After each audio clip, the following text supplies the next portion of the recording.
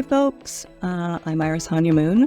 My pronouns are she and they, and I am talking to you today about my latest book, The Norns, Weavers of Fate and Magic, and also Post-it notes.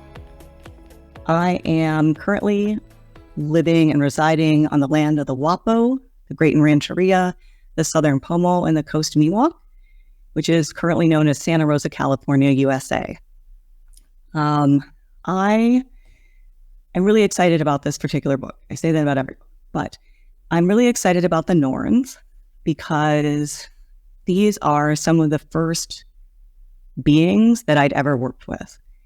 And I couldn't tell you, the exact sort of timing. And instead of me sort of waffling on for a second, I'm going to just launch right in to where I at least began with the Norns. And then we'll go from there. And I'm going to unpack a little bit of their magic as I see it today. And hopefully it will inspire you and intrigue you to pick up the book and or work with them in your daily practice. The tree stood in the center, a holiday tree from someone's yard or home. It's hard to remember today, so many years later, so many rituals and gatherings later. It leaned to one side as it was moved into the hall, and folks who gathered started to dance around it as the drums played. The night was rainy or dark, or at least my mind remembers it that way. Samhain, though not the exact date. The season filled with the death of promises and beings, the world still and unknown. We walked around the space of a community hall, each holding words that wove a trance across time and space, and on to the ancestors. I stepped between time at that moment, and in other encounters to come. I don't remember if we planned it or if it just happened, but what I do know is that 3 humans dropped away and filled their bodies up with the energy of fate. Weave, measure, cut. Weave, measure, cut. Weave, measure, cut. I remember weaving a piece of gray wool between my fingers again and again, a black line of paint down the middle of my face, obscuring the shape of my lips, hiding me and, at the same time, opening me to the possibility of something unknowable. My lips were black. My eyes met everyone who passed me, but they were not my eyes. Truth be told, I'm not entirely clear when the Norns first came into my life. I have a vague sense, but no shocking vision enters my mind today. It was slow and subtle and mainly influenced by a coven I used to be in. There were 3 of us, after all. And in the number 3, it was easy to contemplate the muses, the fates, facets of Bridget, and the Norns. It made sense to want to be part of a group of energies that held each other and were able to have an impact on the lives of others, or maybe it was just us watching Charmed. We called ourselves the Weird Sisters. Though every time I wrote our next meeting date in a calendar, I always spelled it sisters with a Y. Oh, how times have changed. What I can recall clearly is how it felt like fate had brought us 3 together. We hadn't known each other before a weekend class on foundational magic, but we came together shortly after. Like a gentle relationship, a quiet recollection of a bond that, to me, seemed older and comfortable. Before long, we were weaving magic together in conversations and tears and dancing and laughter. Our time together included long cloaks and spinning around the fire in the woods. The magic of that moment caused the fire to spark and crash at just the right moment. Or that Samhain when the 3 of us invoked the Norns and held the energy of the one that resonated most with us. We all had one that aligned with our magic at that time. I say all of this not to have you indulge in my nostalgia, but rather to offer the way time weaves stories across lives, brings people together, and then sets them on another strand, another timeline, and another path. That coven is a faded memory. A smile arrives when I think back. But it is not woven in the same way. The threads are still there, but looser and wider and connected more closely to other places and people. One of the things you must know at this point of your new journey with the Norns is that they promise nothing, but also they offer everything. And they will never say it will be simple or easy. In fact, they leave only possibility. What you do with that is up to you. Also, it might not be up to you. For you are a part and a place and a dream and a desire. None of it will make sense. Sometimes you will scream at the unknowing and the hastening of time, but you will also take a step forward in the realization that you're heading in the exact right direction.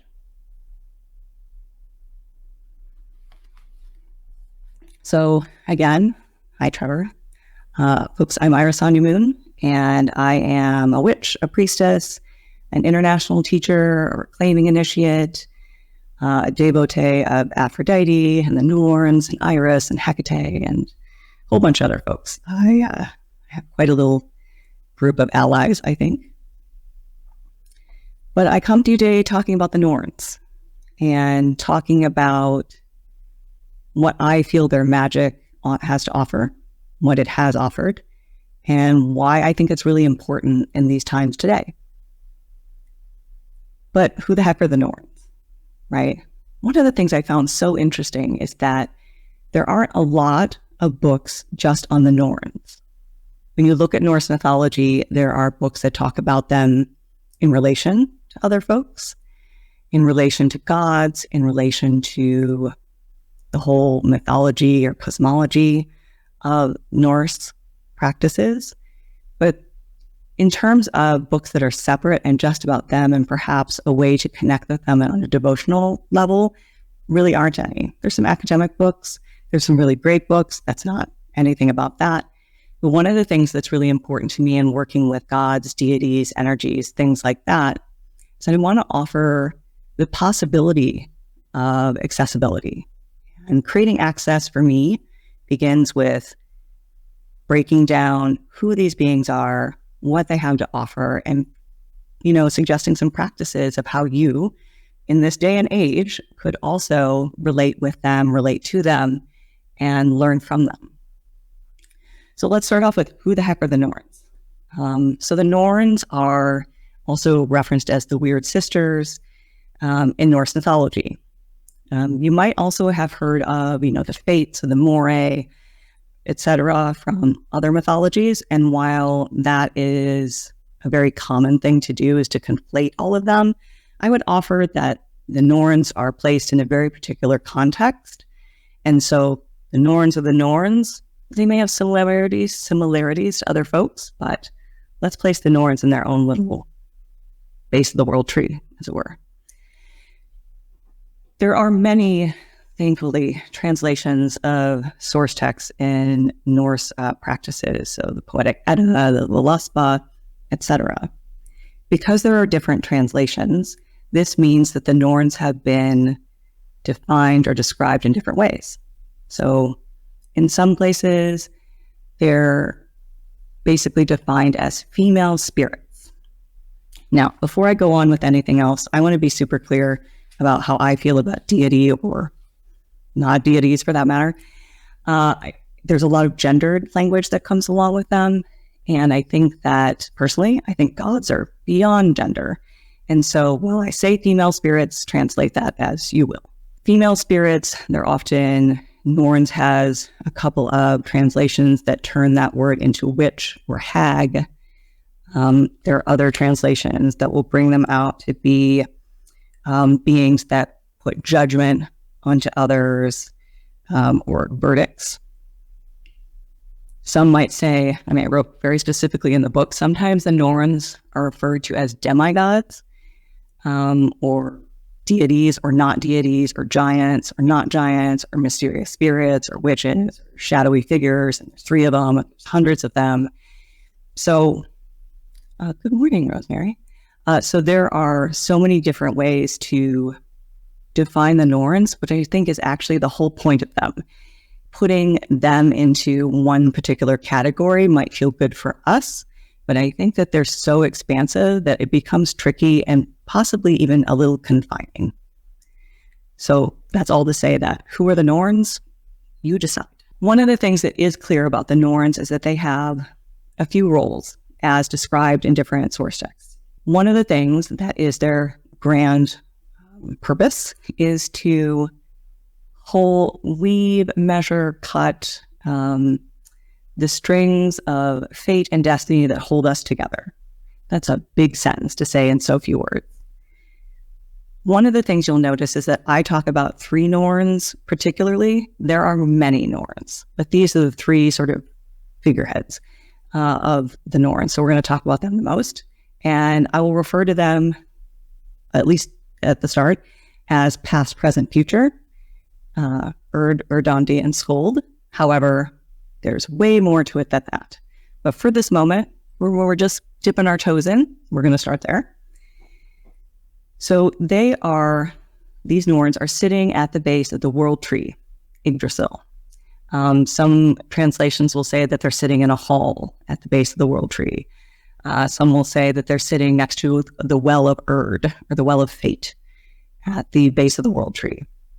The world tree, for folks who don't really understand that concept, and please, all the Norse practitioners, I am way going to simplify this. So ignore the incredible simplicity. So the world tree is that structure that connects all of the worlds in Norse cosmology. So it is, everything from gods to Midgard, which is where humans are, and down into hell. And this base right here is where the Norns situate themselves. They're often pictured in art and in various stories as sitting there, one of them weaving, one of them measuring, and one of them cutting this thread of fate, this thread of destiny. In doing so, they are weaving together all of the lives of peoples, of humans, of beings. All of this is woven together. So their job is pretty big. So when I hear things about, well, they're just demigods, it seems a little strange for someone who's weaving, the intricacies of life and death.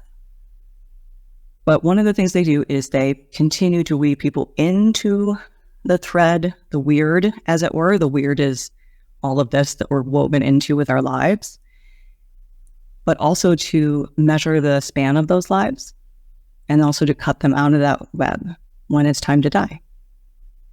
They have other roles too. So I mentioned earlier that there's like the 3 Norns that are sort of the figureheads, I guess, of the Norns, of the Nornir, which is the plural. But there are actually Norns running amok. There are Norns for every being, some would think. So there are Norns that attend to births, and they are there to weave them into the web. So it is said that we all have our own personal Nornir, and they're the ones who have woven us into a particular life strand, into a particular set of circumstances. I'll unpack that in a second. Other roles that the Norns play is that not only are they sitting at the base of the world tree doing the weaving and the measuring and the cutting, but they're also at the base of the world tree by the roots. And those roots, it's very important to keep those nourished. And so one of the things that it's said that they do is they take water from the well of Urd, the well of fate, and they continuously pour that on the roots of the world tree, Yggdrasil. And in doing so, that allows the tree to remain supple and not to break and not to bend in ways that are harmful. It is also said that one of their jobs has been to also put white clay or loam sort of substance on the roots of the world tree, again, to protect those roots, to make sure that the stability of the world tree stays stable. There are stories and translations too that talk about the Norns carving runes into the roots of the world tree, runes of protection, things like that. So they're also really focused on that and focused on that job as being, honestly part of the web, because without the tree, what is the point of webbing or weaving the web? So that is some of their main jobs, but also they are, constantly part of the conversation around fate and destiny. And one of the things I want to say is that there are a lot of translations about in Norse mythology and about the Norns and about their roles. And there are specifically some translations that talk about the Norns as being good or bad. Now, I don't want to name names about which translation that is, but I will, because it's Snorri Sturluson, and I personally have some troubles with those translations. We could go on to that, but we're not going to get on that soapbox. But he talked a lot about there being good and bad Norns. So if you were born into a world and you had a good fate and a good life, you had a good Norn. And if you didn't, bad Norn.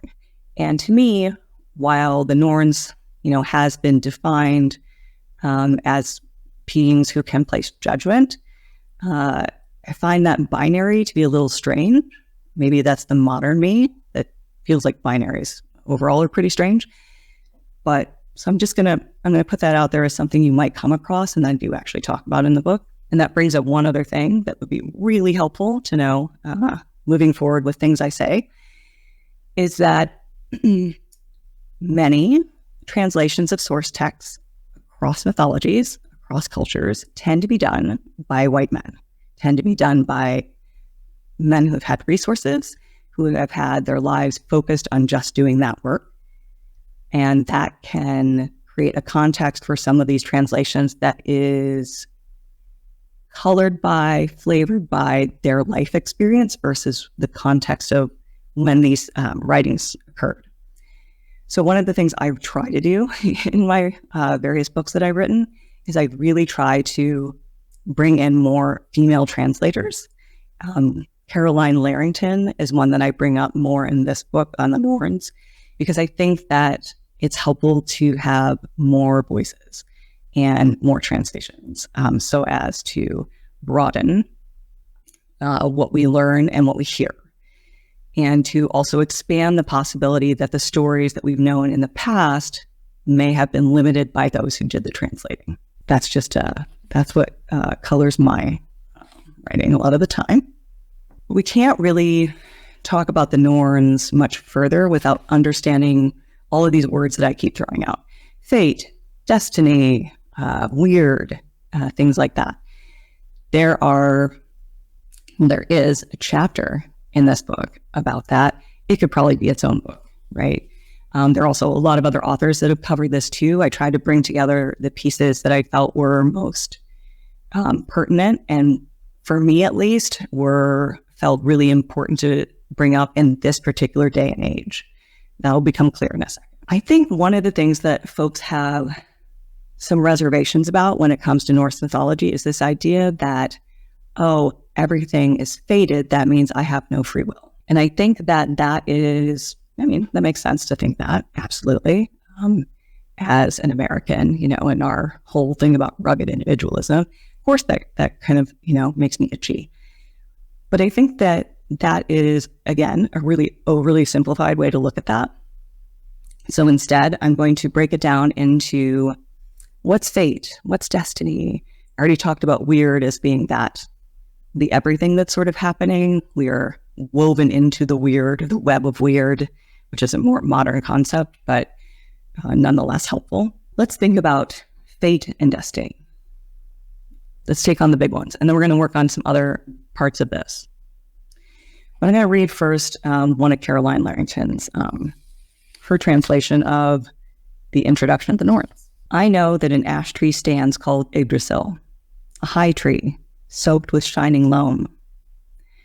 From there come the dews which fall in the valley, evergreen.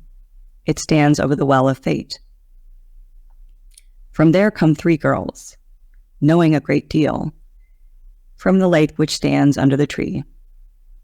Fated, one is cold, becoming another. They carved on wooden slips. must be the third. They set down laws. They chose lives for the sons of men, the fates of men. Again, that's Caroline Larrington's translation, one of her translations from the Poetic Edda. So, fate and destiny, big deals.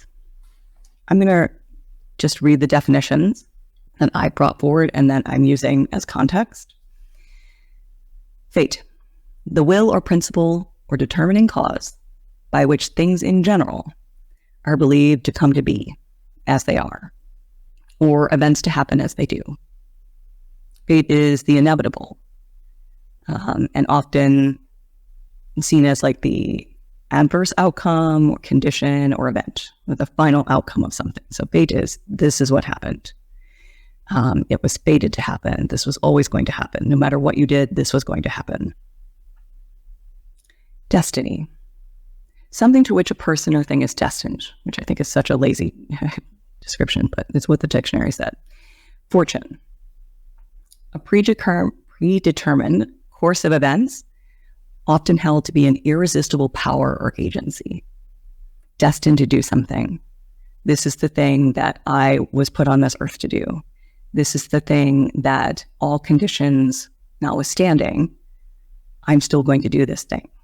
So there's a subtle difference in the two, but maybe not the biggest one. And that's often why they're used interchangeably. But here's the thing. Even in knowing that and hearing again that, oh, if I'm fated to do something, I have no choice. That's actually not true.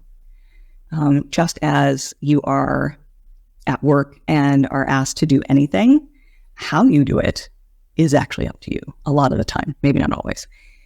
So when I was working with a co-teacher on a class on Norse magic back in 2020, one of the things that she taught me and said very clearly was, it's not about, yes, everything might be predetermined, but how you face that is up to you.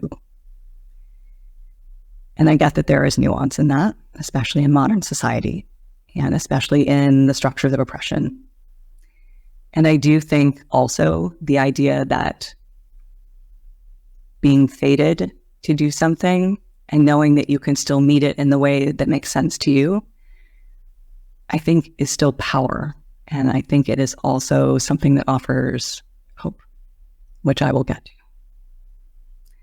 So there are a couple of other terms I want to bring into this whole conversation of weird and fate and destiny. One, orlog. That's OORLOG. Orlog is that which has already happened. So those are things that occurred in your timeline that there's nothing you can do about it. They're things that already happened, choices that were already made, decisions already made. They are things that inevitably will impact where you're at in this moment and the decisions that you will make going forward. So I like to think of this as, there are things that are out of my control, things that have happened in society, things that have impacted the place that I live in or the way in which I see the world. Like I'm born into, patriarchy that automatically influences a lot of the things I can and can't do, at least in this moment. So that's something to think of. So orlog. But there's also Hamanya, and I am not the best pronouncer of things, so apologies to those folks who are shuddering right now. So Hamanya is those things that we are born into. These are also things that are sort of beyond our circumstance and beyond our choice, right? These are things about, let's use myself for an example. I was born into a family that was upper middle class. And so that in and of itself changed the way my life would go. I was in a family that could afford to send me to a Christian school growing up. That also put me in a certain place. I didn't have a choice in that. I mean, had I known what was being indoctrinated into me, I wish I'd had a choice. But those are things that are things I was born into. and that inevitably have changed the course of my life and have possibly gotten me to this place where I am right now, or gotten me to this place in ways that were easier than other folks with different circumstances. So all of this to say that the Norns are all part of this too. Part of that weave is not just the, here's how long your life is, here's whether it's good or bad. It is, here are the circumstances that you have to deal with in this. Which brings us back to, how do you meet those circumstances? How can you?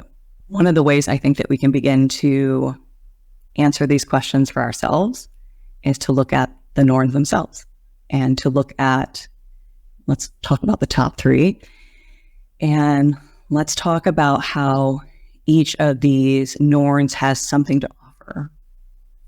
And I said at the beginning that the easy way to look at this is past, present, and future. But I personally don't hold that time as linear like that. I think it makes a lot of sense for the humans. It makes a lot of sense for this society that this happens, and this happens, and this happens. When in reality, time is happening all over the place. My past is up against someone else's future, et cetera, et cetera. I believe that all of this is being woven and shaped and shifted as, we're together, as we're all living. If we think of the weird that we're all living in as a web, what I do to yank the web a little bit impacts someone else, even in the teeniest way or in a big way.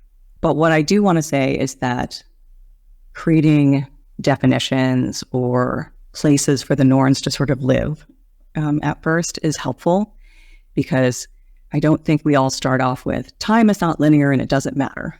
I don't think we start there. I think we start with, okay, I understand what past is, and I understand what present is, and I understand what future is. Then it'll get all swimmy eventually. And I think swimming is a good thing, just to be clear. I think swimming is a really good thing, because when we can start to relax away from binary and structure and everything being so defined, that opens up the possibility that healing and repair isn't just something, it isn't an opportunity to miss. It's an ability to, we actually have the ability to go back and heal backwards or heal forwards or set ourselves up for the future and set up other generations well too, when we know it's not just about this moment. One of my favorite quotes from the book that, spoiler alert, as an author, sometimes I don't remember what I've written. And so, because usually the book comes out like a year after I've written it. And so sometimes I'll be reading my book after the fact and go, oh, that's a good thing to remember, that line. So I'm going to read that line. I posted on my social media too. Folks have probably, if you have looked at my social media, it's been up there. It's a good introduction to where we're going next. If Erd is the opening of eyes, then Verdandi is a deep breath, and Skuld is the movement and momentum toward whatever comes next. We're going to start with Erd. Erd, the past. So if Erd is the opening of eyes. So Erd is often related to a bunch of different phrases. So I tried to find as many as I could in the literature out there on the Norns, so that we could have the broadest sense of who each of these Norns are. And I say Erd. There are other ways to say it, depends on the context, depends on Icelandic, and etc. So I'm going to use the pronunciations that I use. Know that there are others, and there are also slightly different spellings. So Erd, I spell it U-R-D, was or is. Was makes a lot of sense when we're talking about the past. Is often used with Erd because the past is. There's no changing it. It is. Which is a concept that can sort of wrangle the brain sometimes. Like, yeah, you can't change the past.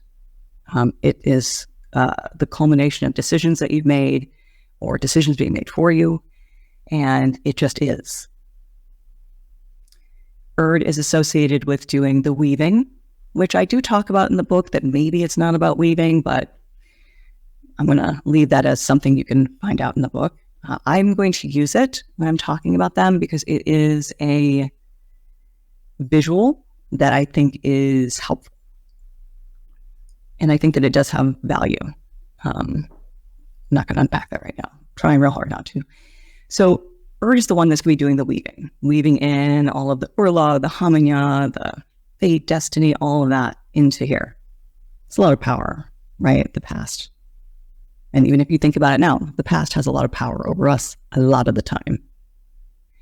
It influences the directions that we go, the things that we think about people, the things we think about ourselves, etc. And it is the thing we cannot change. We can change how we view it. We can change how we feel about it. We can change what decisions we might make moving forward, but that does not change. Erd is the Norn too. I've said that before about the well of Erd, the well of fate. So Erd is also about fate, these things that are destined because of what's come before.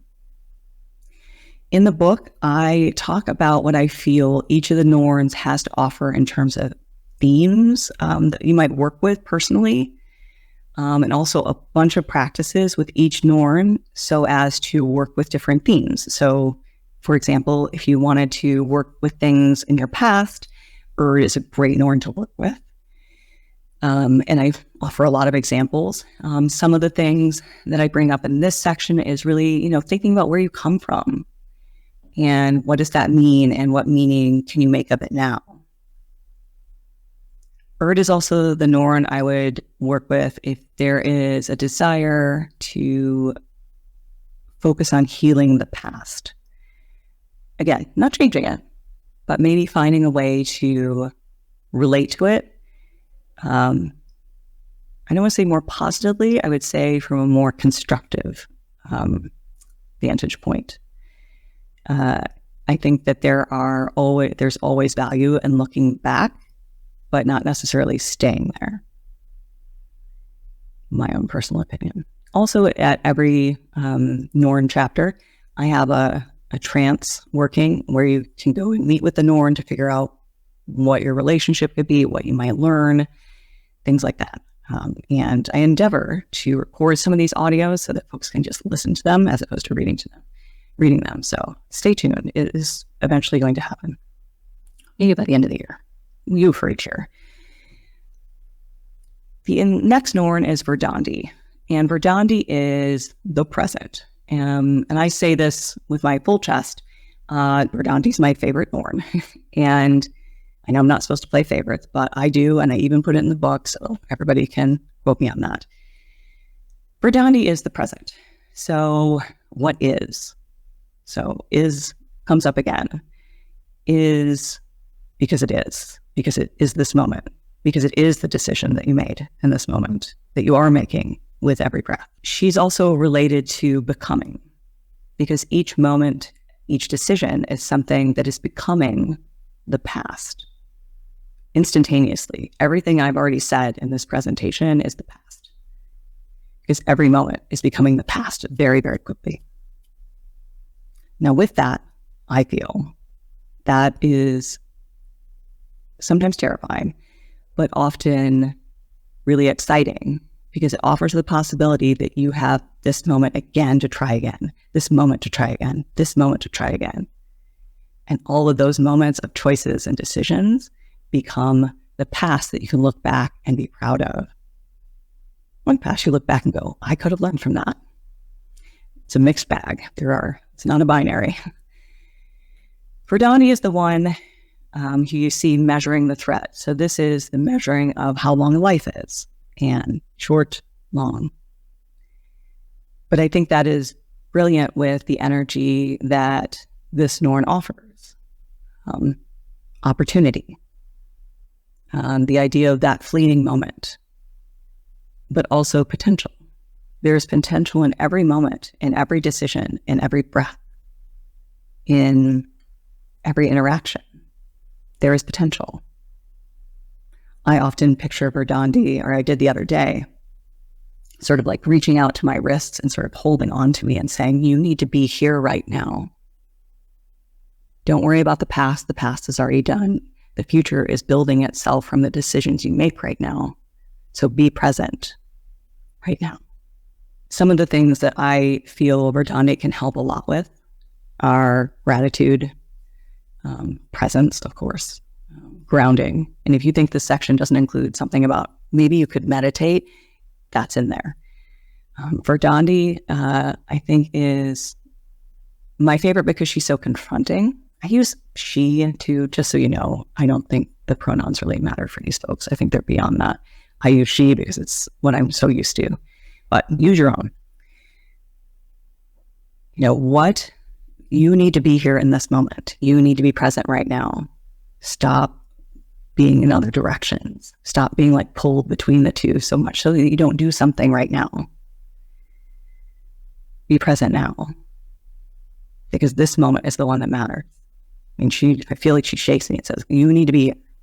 So if you're a person that's not very good at staying in the present, Verdandi is a good being to work with. Difficult, confronting, but so very helpful. And then we move on to Scold. And Scold, future, or also sometimes the phrase shall be. So the future will happen no matter what. No matter, it's going to happen. What I do in this moment is creating the future that's coming. Another phrase that's often related to Scold is becoming. So again, these present moments of Verdandi is becoming the future, is fueling the future,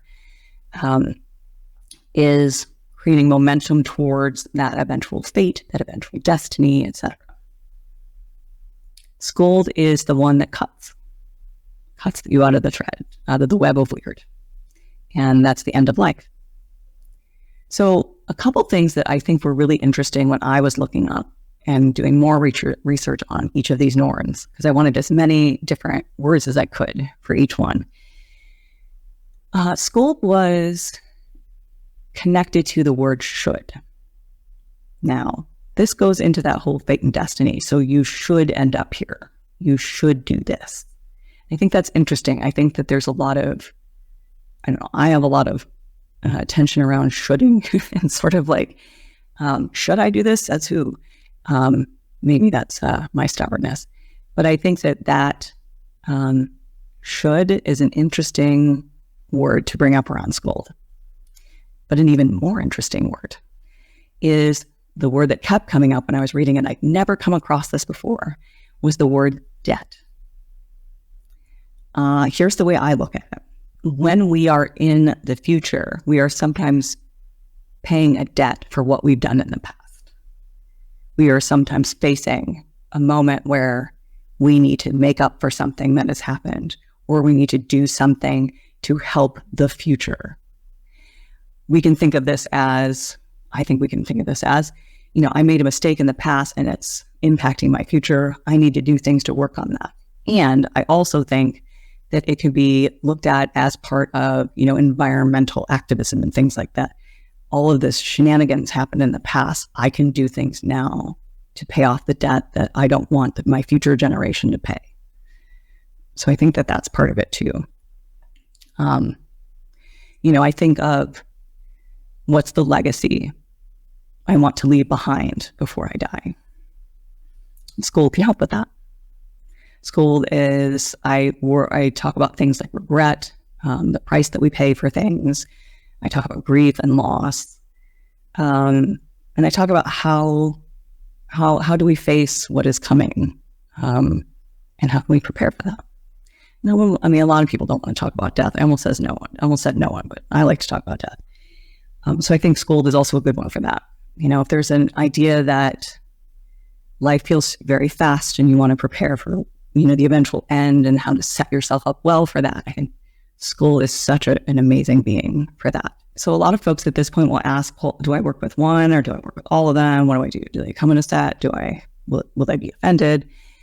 In all of my books, I talk about how to build relationships with gods or energies or whatever, because I think that's really important. I think that it is in an effort to step away from the patriarchal, hierarchical Christian sort of, I just do all these things for the gods and hope that they do good things for me. I would like to bring things down a level where I can meet with gods, deities, and be in relationship. So I talk a lot about how to build relationships. just by learning about them. I have stories of the Norns in the book that you can definitely check out, and sort of my interpretations of those. Making space for the gods with altars and just making time for folks. Having conversations with them, like all the exercises or the trances are great ways. Coming up with agreements that might make your relationship work better. I mean, this is, just like humans, it's kind to sort of figure out if you're a good fit, as opposed to jumping into something and promising more than you can deliver. Or being in a relationship that just the gods aren't really giving you what you need, and maybe that you need to work with somebody else. And that's okay too. I didn't quite answer the one Norn, all three. I say it doesn't matter, honestly. For some folks, it might feel good to work with all three. For some folks, it might feel good to work in order. And for some folks, you might, there's one that I've talked about today that you say, oh, that's my Norn. That's my Norn for at least the moment. And I think at this moment, maybe somebody's asking, well, do you only work with Verdandi? I mostly work with Verdandi. When I work with the Norns in ritual or in a class, I call all of them. But personally, I work the most with Verdandi. But I think that even in saying that, I end up working with the other folks because they're inextricably woven together. There's another reason why I wanted to write this book. I wrote this at a time where, the pandemic's still going on, but it was still a moment of, it was sort of a moment of, I don't know if society is going to come back from a whole bunch of stuff that's happened. I live in the US. If you haven't noticed everything that happens here all the stinking time. And the Norns for me have always been helpful in times like this, because first of all, they have woven all this time together. They know what's going on. And as I said at the start, they will offer nothing, but they also have the possibility of everything. All of the answers and all the connections and all the things that we need in this moment are already woven into our interconnectedness. We are already woven into our ability, at least, to be interdependent, to work as community versus a whole bunch of individuals. So I say, at least, that the Norns offer magic around healing, around empowerment, around personal awareness, or, even more global awareness.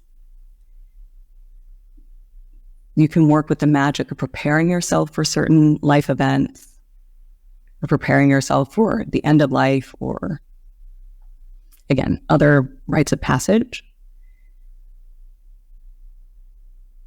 But the biggest thing that I really want to bring home to all of this is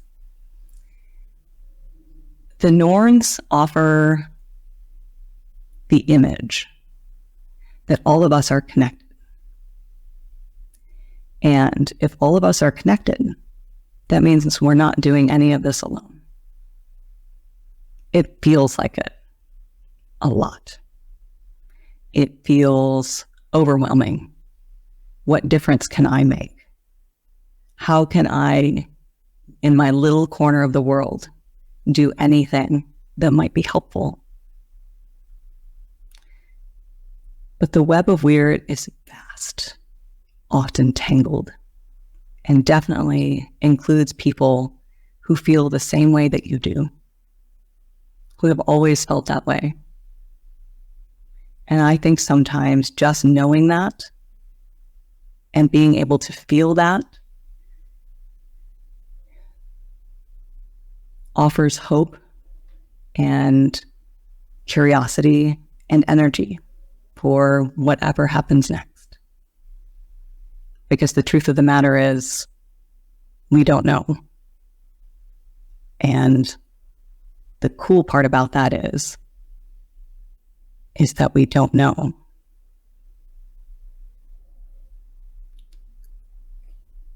I think that the Norns are and will continue to be beings who not only nourish the roots of the world tree, but might also nourish the roots of community ourselves, our lives. And my hope is that however you might choose to connect with them or not, know that you are still connected, and that any part of you that has wondered if you matter, you do matter, because you're connected, and because something that you've done that you had no idea was a big deal helped someone. A decision that you made, a mistake that you made, all of it counts. All of it matters. And you matter. So, even in this world that feels more and more impossible, I turn to Erd Verdondian School to remember that the weaving continues and the nourishing continues, and sitting at the web, in the web, continues. So I hope this has been helpful. I hope it has been inspirational. This is a book that I am really, really proud of. And I will likely be doing a couple classes on it so that we can explore more and really get into creating relationships and seeing our own power in action, because we're magic. It's like that. So thanks so much for your time. Thanks so much for your attention. And please feel free to reach out to me on all the social medias. I'm in all the places. And I love talking with folks about magic in the North.